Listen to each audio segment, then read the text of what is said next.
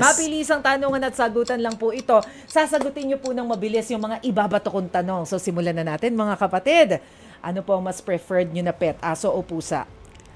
Both. Favorite comfort food? Chocolates. Wow. Mas gusto mong kulay, red o green? Neither. Paboritong social media platform? Social media, Facebook. Short message niyo po sa mga basher. Nako, tigil-tigilan nyo na ako. Hindi ko naman talaga kayo papansinin. Saan ka mas galit, mandurugas o sinungaling? Pareho. Kung may dapat mag-sorry sa inyo, sino? Pangulo, former President Duterte. Forgive but not forget. Posible ba ito sa inyo? Oh yes, I have forgiven most.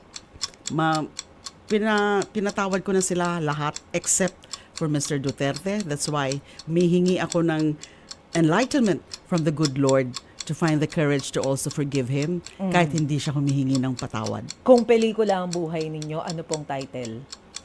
Hindi ko alam. kung sinong artista gusto nyong gumanap? Hindi ko pa rin alam.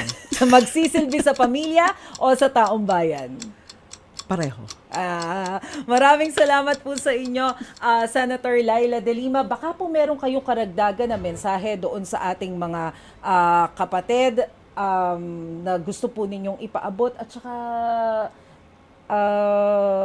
before the election, ano po yung gusto niyo sabihin sa kanila tungkol sa ML party list? Okay, first tandaan po natin na itong darating na eleksyon napaka-crucial sa ating democratic system of government. Kaya dapat ihalal natin yung mga tamang leaders. At pakiconsider din po yung aming party list, ML party list, dahil nga po ay may mga advokasya kami para dun sa mga marginalized sectors na aming rini-represent. Tunay pong party list, ang ML party list, na bibigyan yung mga marginalized sectors ng mas malakas at mas matapang na boses.